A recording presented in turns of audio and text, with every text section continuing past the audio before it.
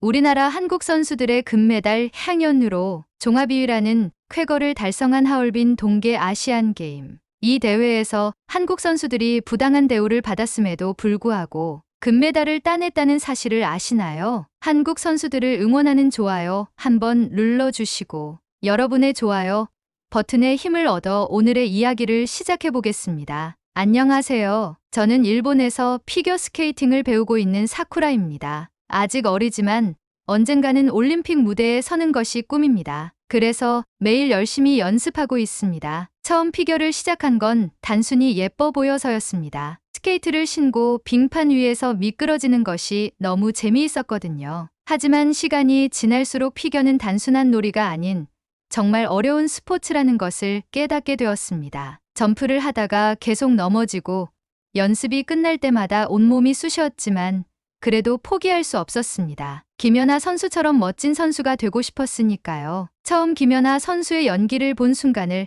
아직도 잊을 수 없습니다. 얼음 위에서 그녀는 마치 한 마리의 백조처럼 날아올랐습니다. 점프 하나하나가 우아했고 스핀을 할 때는 시간이 멈춘 듯 보였습니다. 연기를 마무리한 뒤 그녀가 환하게 웃을 때 저도 모르게 숨을 죽이고 감탄했던 기억이 납니다. 그날 이후 저는 김연아 선수를 롤모델로 삼고 피겨스케이팅을 더욱 열심히 연습했습니다. 하지만 현실은 생각보다 훨씬 더 힘들었습니다. 점프를 익히기 위해 수십 번, 수백 번을 넘어졌고 온몸에 멍이 드는 건 일상이었습니다. 때때로 내가 과연 이 길을 계속 갈 수 있을까 하는 고민도 들었습니다. 그럴 때마다 김연아 선수의 인터뷰를 찾아보며 마음을 다잡곤 했습니다. 넘어지고 또 넘어져도 다시 일어나면 됩니다. 그 말을 되새기며 다시 빙판 위에 섰습니다. 하지만 피겨스케이팅 선수가 되려면 생각보다 해야 할 일이 많습니다. 그냥 빙판 위에서 예쁘게 스케이트를 타는 게 다가 아니었습니다. 일본에서는 피겨를 본격적으로 배우려면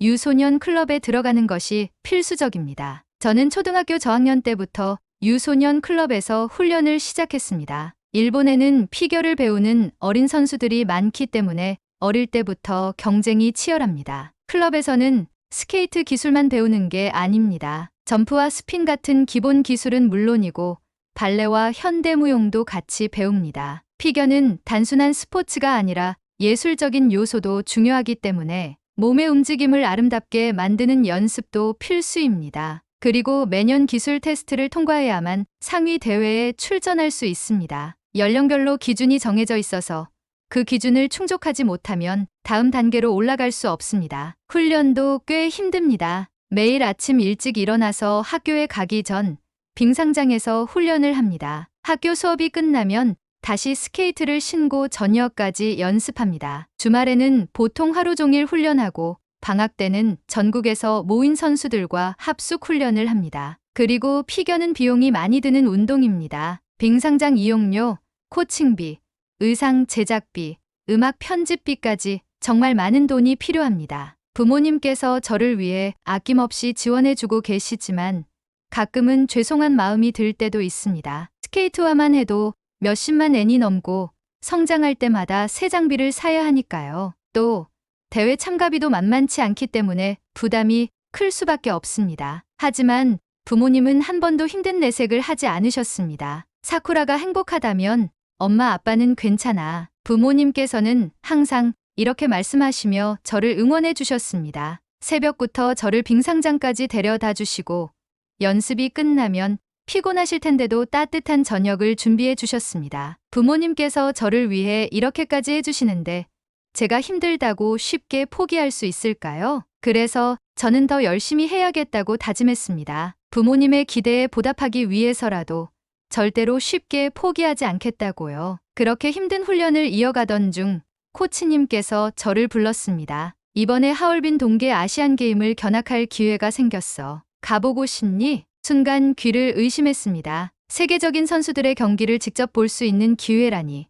저는 망설일 이유가 없었습니다. 가고 싶어요. 그렇게 저는 쇼트트랙을 준비하는 친구들과 함께 중국으로 떠나게 되었습니다. 하얼빈에 도착한 후 저는 정말 깜짝 놀랐습니다. 경기장 곳곳에서 한국 선수들이 활약하고 있었기 때문입니다. 사실 한국이 동계 스포츠 강국이라는 건 알고 있었지만 이렇게 직접 보니 정말 다르다는 걸 느꼈습니다. 쇼트트랙 경기장에서 들려오는 함성 소리가 아직도 생생합니다. 한국 선수들이 결승선을 통과할 때마다 관중석에서 환호성이 터져 나왔습니다. 특히 혼성 2000m 계주 경기에서는 한국 대표팀이 압도적인 속도로 질주하며 금메달을 차지했습니다. 여자 1500m와 남자 1500m에서도 한국 선수들이 금메달을 따냈고 여자 500m에서는 한국 선수들이 금, 은, 동메달을 모두 휩쓰는 장면을 직접 보았습니다. 피겨스케이팅 경기는 저에게 더욱 특별한 순간이었습니다.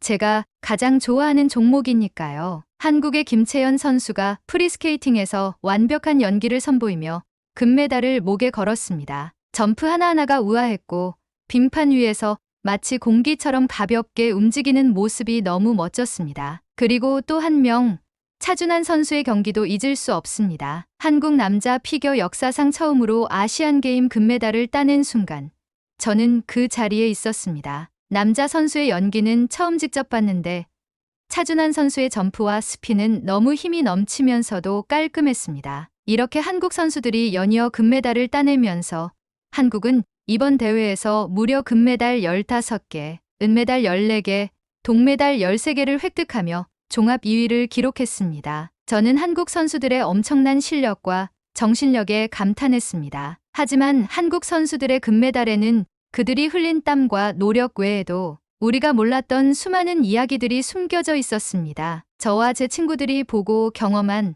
한국 선수들의 금메달에 얽힌 비하인드 스토리를 이제부터 들려드리려고 합니다. 우선 처음으로는 쇼트트랙 훈련장에서 벌어진 일입니다. 하얼빈 동계 아시안게임이 한창 진행되는 동안 저와 친구들은 코치님들의 인솔하에 여러 빙상장을 돌며 훈련과 경기 운영 방식을 견학하고 있었습니다. 우리는 피겨스케이팅뿐만 아니라 쇼트트랙과 아이스하키 같은 종목도 함께 보며 각 나라 선수들이 어떻게 준비하는지 배우고 있었습니다. 그러던 어느 날 쇼트트랙을 준비하는 친구들이 훈련 견학을 다녀온 후 이상한 이야기를 들려주었습니다. 한국 선수들이 연습을 시작하려던 순간 빙상장 관계자가 다가와 갑자기 훈련을 중단하라고 했다는 것이었습니다. 처음에는 그냥 일정 문제라고 생각했습니다. 하지만 친구들의 설명을 듣고 저는 놀랄 수밖에 없었습니다. 빙상장 측에서는 빙상 정비가 필요하다는 이유를 들었다고 했습니다. 그런데 친구들이 직접 본 빙판 상태는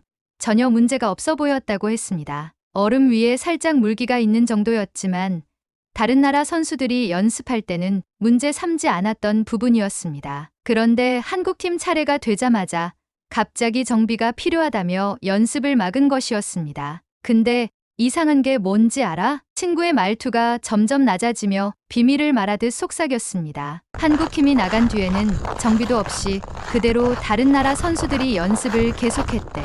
순간 저는 말문이 막혔습니다. 한국팀 코치진이 이에 대해 항의했지만 빙상장 관계자는 안전을 위해 어쩔 수 없다는 말만 반복했다고 했습니다. 하지만 정말 안전을 위한 정비였다면 정비를 완료한 후에 다시 훈련을 할 수 있도록 시간을 조정해주는 것이 맞지 않을까요? 한국 선수들은 충분한 연습도 하지 못한 채 빙상장을 떠날 수밖에 없었습니다. 이거 일부러 그러는 거 아니야? 친구들도 같은 생각을 하고 있었습니다. 한국이 쇼트트랙에서 너무 잘하니까 일부러 연습을 못하게 방해하는 거 아닐까? 그 말을 듣고 저는 경기장에서 봤던 한국 선수들이 더욱 대단하게 느껴졌습니다. 충분한 연습도 하지 못한 상황에서 그렇게 완벽한 경기력을 보여주다니. 그들의 정신력은 대체 얼마나 강한 걸까요? 그리고 한국 선수들의 숙소가 선수촌에서 따로 떨어져 있었다는 소문도 들었습니다. 너희 그거 알아? 한국팀 숙소만 선수촌에서 따로 떨어져 있는 거? 경기장에서 나오던 중 같이 견학을 다니던 친구 한 명이 갑자기 말을 꺼냈습니다. 응, 따로 신청해서 그런 거 아니야? 설마 뭔가 특별한 혜택을 받으려고 일부러 그랬나? 아니면 따돌림 같은 거 당하는 거야? 각자 추측이 오갔지만 정답은 아무도 알지 못했습니다. 저는 그 이유가 궁금해졌습니다. 결국 우리는 코치님께 조심스럽게 물어보았습니다. 그러자 코치님께서는 살짝 난감한 표정을 지으시더니 천천히 말씀하셨습니다. 원래 한국 선수들도 다른 나라 선수들이랑 같은 선수촌에 배정됐었어. 그런데 숙소 상태가 너무 열악해서 결국 따로 숙소를 구한 거야. 그 말을 듣자마자 친구들과 저는 깜짝 놀랐습니다. 숙소 상태가 안 좋았다니 얼마나 심했길래 숙소를 옮긴 거예요? 정확히는 나도 들은 이야기지만 기본적인 시설이 너무 낡았고 특히 온수 공급이 원활하지 않아서 선수들이 찬물 샤워를 해야 하는 상황이었다고 하더라. 친구들이 웅성거리기 시작했습니다. 아무리 그래도 선수들이 머무는 곳인데 온수도 제대로 안 나오면 어떻게 해? 그러니까 컨디션 조절이 정말 중요한데 찬물 샤워를 하면서 경기를 준비했다는 거야. 저도 이해할 수 없었습니다. 우리는 유소년 선수들이지만 매일 훈련을 하면서도 따뜻한 물로 샤워를 합니다. 훈련 후에는 몸을 풀어줘야 근육이 경직되지 않기 때문입니다. 그런데 한국 선수들은 대회 기간 동안 그런 환경에서 생활해야 했다는 것이 믿어지지 않았습니다. 그래서 한국 선수단이 결국 숙소를 새로 구해서 선수들을 그쪽으로 이동시킨 거야. 한국 선수들은 처음 배정된 숙소에서 생활하면 컨디션 조절이 어렵다고 판단해 결국 경기장과 비교적 가까운 곳에 새로운 숙소를 마련하고 선수들을 이동시킨 것이었습니다. 이야기를 들으면서 저는 한국 선수들이 단순히 실력이 뛰어난 것이 아니라 어떤 환경에서도 포기하지 않고 대안을 찾아 해결하는 능력도 갖추고 있다는 것을 깨달았습니다. 그리고 한국 선수들의 도시락이 선수촌에서 화제가 되었다는 얘기를 접했습니다. 숙소 이야기를 듣고 친구들과 이야기를 나누던 중 다른 친구가 흥미로운 소식을 들었다며 우리에게 말을 걸었습니다. 너희 혹시 한국팀 도시락 이야기 들었어? 도시락? 응. 선수촌에서 한국 선수들이 먹는 도시락이 화제가 됐다더라. 왜? 그게 다른 나라 선수들이 보고 엄청 부러워했대. 그 말을 듣자 친구들이 모두 궁금하다는 듯이 그의 이야기를 집중해서 듣기 시작했습니다. 한국팀이 숙소를 옮기면서 식단 관리도 더 철저하게 하려고 직접 도시락을 준비했대. 근데 그게 선수들 영양을 다 고려해서 만든 거라 엄청 맛있고 균형도 잘 맞췄다고 하더라고. 진짜? 응. 그래서 선수촌에서 이 도시락 이야기가 퍼졌나 봐. 다른 나라 선수들까지 우리도 저렇게 지원해달라고 요청했다던데. 이야기를 들으면서 저는 한국 선수들이 정말 대단하다고 느꼈습니다. 어려운 환경에서도 불평하지 않고 스스로 해결책을 찾아 최고의 컨디션을 유지하려고 노력한 것입니다. 이 정도면 한국 선수들이 그냥 강한 게 아니라 진짜 대단한 거 아니야? 친구들이 모두 고개를 끄덕였습니다. 하지만 이것이 끝이 아니었습니다. 저는 이번 견학에서 가장 기대했던 종목인 피겨스케이팅 경기를 관람하기 위해 코치님과 함께 경기장으로 향했습니다. 그리고 그곳에서 저는 또 한 번 충격적인 장면을 보게 되었습니다. 경기가 시작되고 저는 빠르게 이상한 점을 눈치챘습니다. 분위기가 좀 이상한데? 처음엔 그냥 우연인 줄 알았습니다. 하지만 경기가 계속될수록 확신이 들었습니다. 중국 선수가 등장할 때마다 경기장은 숨을 죽인 듯 조용해졌습니다. 점프를 할 때도, 스텝을 밟을 때도, 스핀을 돌 때도 관객석에서는 작은 소리조차 나지 않았습니다. 그리고 연기를 마친 후에는 엄청난 환호성이 쏟아졌습니다. 그런데 다른 나라 선수들이 등장하자 분위기는 완전히 달라졌습니다. 관중들은 잡담을 하기 시작했고 핸드폰을 만지작거리는 소리가 여기저기서 들렸습니다. 심지어 일부 관객들은 경기 도중 의도적으로 시끄러운 소리를 내기도 했습니다. 뭐야, 이거 일부러 그러는 거 아니야? 그런 생각이 들기 시작한 순간 가장 심한 방해가 벌어졌습니다. 피겨스케이팅에서 점프와 점프 사이의 연결 동작, 즉 브릿지 구간은 연기의 흐름을 결정짓는 중요한 요소입니다. 이 구간에서 관객들은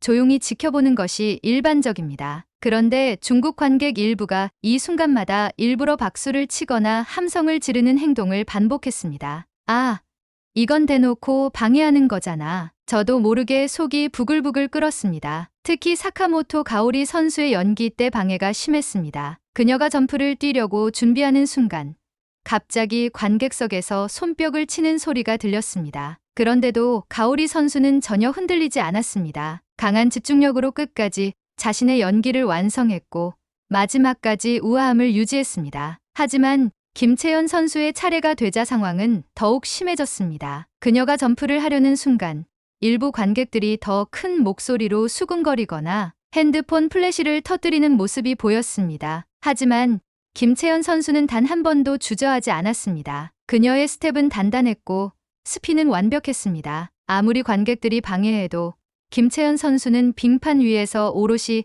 자신의 연기에만 집중하고 있었습니다. 이게 진짜 강한 선수구나. 그 모습을 보며 저는 다시 한번 감탄했습니다. 쇼트 프로그램 1위는 일본 선수, 1위 사카모토 가오리, 2위 김채연. 결과를 보자 일본 응원석에서 큰 환호가 터졌습니다. 저도 기뻤습니다. 우리나라 선수가 1위를 했으니까요. 하지만 마음 한편이 묘했습니다. 김채연 선수의 연기는 너무나도 완벽했거든요. 뭐지?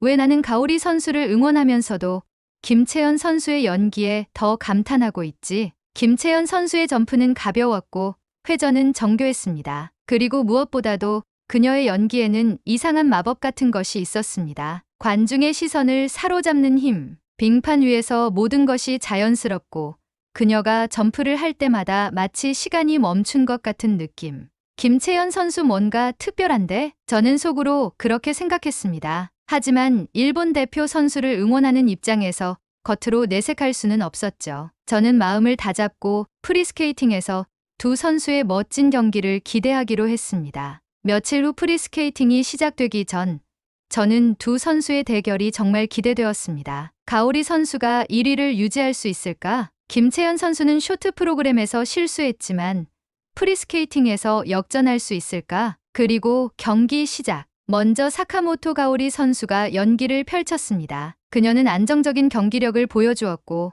모든 점프를 무난하게 성공시켰습니다. 연기 도중 마지막에 작은 흔들림이 있긴 했지만 전체적으로 훌륭한 퍼포먼스였습니다. 점수가 발표되자 환호성이 터졌습니다. 이제 김채연 선수 차례다. 김채연 선수가 빙판 위에 서자 경기장에는 묘한 긴장감이 흘렀습니다. 저는 숨을 죽였고 주변의 소음도 모두 사라진 듯 했습니다. 그녀의 움직임 하나하나에 저도 모르게 시선이 고정되었습니다. 조명이 그녀를 감싸자 빙판 위에는 금빛 그림자가 부드럽게 번졌습니다. 마치 그녀만을 위한 무대가 만들어진 것처럼 김채연 선수는 단단한 표정으로 자신의 연기를 시작했습니다. 부드럽게 스케이트 날을 밀어내며 속도를 올리더니 도약하는 순간 그녀는 공기처럼 가벼워 보였습니다. 마치 빙판 위에 떠오른 깃털 같았습니다. 회전하는 동안 완벽한 중심을 유지했고 착지할 때는 충격 없이 스르륵 미끄러져 나갔습니다. 그리고 마지막 점프. 이 순간 저는 숨을 삼켰습니다. 바로 트리플 러츠 트리플 토르 컴비네이션. 고난도 점프 기술이었습니다. 한 번의 착지에서 다시 힘을 모아 또 한 번 도약해야 했습니다. 그리고 그녀는 해냈습니다. 빙판 위에 선이 그어지듯 착지 후 흐트러짐 없이 이어지는 다음 동작. 스케이트 날이 얼음을 스치며 만들어내는 소리는 경쾌했지만 가벼웠습니다. 마치 음악의 일부처럼 들렸습니다. 그 순간 저는 김연아라는 이름을 떠올렸습니다. 제2의 김연아, 이건 그냥 수식어가 아니었어. 그녀의 연기에는 김연아 선수가 보여줬던 그 특유의 감성이 스며 있었습니다. 기술이 뛰어난 것을 넘어서 스케이팅 자체가 하나의 이야기처럼 느껴졌습니다. 한편의 아름다운 시가 빙판 위에서 펼쳐지는 듯했습니다. 스텝 시퀀스가 시작되자 그녀는 빙판 위를 날아다니는 것 같았습니다. 손끝까지 섬세하게 표현되는 감정, 그리고 한치의 흔들림 없는 동작들, 모든 것이 완벽하게 조화를 이루고 있었습니다. 스핀. 그녀의 몸이 중심을 축으로 돌기 시작하더니 점점 속도를 높였습니다. 그리고 마치 시간이 멈춘 듯 마지막 한 바퀴에서 정지한 순간 관중석에서 숨을 들이마시는 소리가 들렸습니다. 연기의 마지막. 그녀는 우아하게 한 손을 들어 올리며 마무리했습니다. 단 몇 초의 정적. 그러나 그 순간이 몇 시간처럼 길게 느껴졌습니다. 그리고 경기장 전체가 터질 듯한 환호성으로 가득 찼습니다. 관중들은 자리에서 일어나 기립박수를 보냈습니다. 저 역시도 손이 아플 정도로 박수를 치고 있었습니다. 점수가 발표되기 전 저는 긴장된 마음으로 결과를 기다렸습니다. 김채연 선수가 프리스케이팅에서 완벽한 연기를 펼치기는 했지만 쇼트 프로그램에서 1위를 차지한 것은 일본의 사카모토 가오리 선수였습니다. 그리고 가오리 선수도 오늘 프리스케이팅에서 실수는 있었지만 안정적인 연기를 보여주었기에 점수 차이를 뒤집기란 쉽지 않을 거라고 생각했습니다. 김채연, 총점 1위, 금메달 확정. 순간 저는 충격을 받아 멍해졌습니다. 정말 역전해버린 거야? 그렇습니다. 김채연 선수는 완벽한 연기로 가오리 선수를 제치고 금메달을 차지했습니다. 저는 믿기지 않았습니다. 김채연 선수의 연기에 감탄했던 건 사실이었지만 같은 일본 선수인 가오리 선수가 1위를 지키길 바라는 마음도 있었습니다. 그런데 지금 제 가슴은 이상하게 두근거리고 있었습니다. 제가 방금 목격한 것은 단순한 승부가 아니었습니다. 기술과 연기를 넘어 김채연 선수는 빙판 위에서 한 편의 예술을 완성했고 그 결과가 그대로 점수에 반영된 것이었습니다. 환호성 속에서 김채연 선수는 조용히 고개를 숙이며 감정을 누르는 듯 보였습니다. 그 모습이 너무 아름다웠습니다. 김채연 선수 정말 대단하다. 저는 가오리 선수를 응원하고 있었지만 지금 이 순간만큼은 솔직해지고 싶었습니다. 김채연 선수, 당신이 오늘 최고의 선수입니다. 그녀의 연기는 단순히 기술적으로 뛰어난 것을 넘어 빙판 위에서 자신의 존재를 증명하는 하나의 예술이었습니다. 그리고 저는 그 연기를 보고 감탄했을 뿐만 아니라 가슴 깊이 울림을 받았습니다. 경기가 끝난 후 코치님의 지인을 통해 저는 김채연 선수를 직접 만날 기회를 얻었습니다. 그녀를 마주한 순간 저는 꼭 물어보고 싶은 것이 있었습니다. 관중들의 방해에도 어떻게 그렇게 침착하게 연기할 수 있어요? 김채연 선수는 제 질문을 듣고 살짝 미소를 지으며 대답했습니다. 그냥 내가 준비한 것에 집중하면 돼. 빙판 위에서는 오직 나 자신만 믿고 가는 것이 중요하거든. 그 말을 듣는 순간 저는 마치 머리를 한 대 맞은 듯한 기분이 들었습니다. 그렇구나. 결국 중요한 것은 다른 사람이 나를 어떻게 대하는지가 아니라 내가 내 길을 어떻게 가느냐였습니다. 방해가 있든 힘든 상황이 있든 중요한 것은 나 자신이 어디를 바라보고 있는지라는 것을요. 저는 마지막으로 용기를 내어 김채연 선수에게 말했습니다. 저도 언젠가 아이스링크에서 만나고 싶어요. 그러자 김채연 선수는 환한 미소를 지으며 고개를 끄덕였습니다. 꼭 만나자. 그녀가 돌아가는 모습을 바라보며 저는 가슴이 두근거렸습니다. 나는 앞으로 어떻게 해야 할까? 하지만 이제는 답을 알 것 같았습니다. 환경이 어떻든 방해가 있든 나는 내가 준비한 것에 집중할 거야. 빙판 위에서 오직 제 자신만을 믿고 더 나은 선수가 되기 위해 노력할 것입니다. 그리고 언젠가 김채연 선수와 같은 무대에서 다시 만나기를 간절히 꿈꾸게 되었습니다. 하얼빈 동계 아시안게임을 통해 저는 단순히 경기 운영 방식이나 기술적인 부분을 배우러 왔지만 결국 가장 큰 가르침을 얻은 것은 빙판 위에서 버티는 법, 그리고 진정한 선수로서의 태도였습니다. 한국 선수들은 대회 내내 여러 가지 어려움 속에서도 흔들리지 않고 자신의 길을 걸어갔습니다. 쇼트트랙 훈련을 방해받고 선수촌의 열악한 환경 속에서도 컨디션을 유지하기 위해 최선을 다했으며 경기장에서는 관중들의 노골적인 방해 속에서도 묵묵히 자신이 준비한 것을 보여주었습니다. 그들의 모습을 보며 저는 깨달았습니다. 진정한 챔피언이란 실력만 뛰어난 것이 아니라 어떤 상황에서도 자신을 지켜낼 수 있는 사람이다. 오늘의 사연은 여기까지입니다. 하얼빈 동계 아시안게임에 출전한 모든 한국 선수들 정말 자랑스럽습니다. 2025년 한국 선수들을 응원하신다면 좋아요 한 번씩 부탁드리겠습니다. 그리고 여러분의 댓글은 제게 큰 힘이 됩니다. 다음엔 더 좋은 사연으로 여러분을 찾아뵙겠습니다. 시청해주셔서 감사합니다.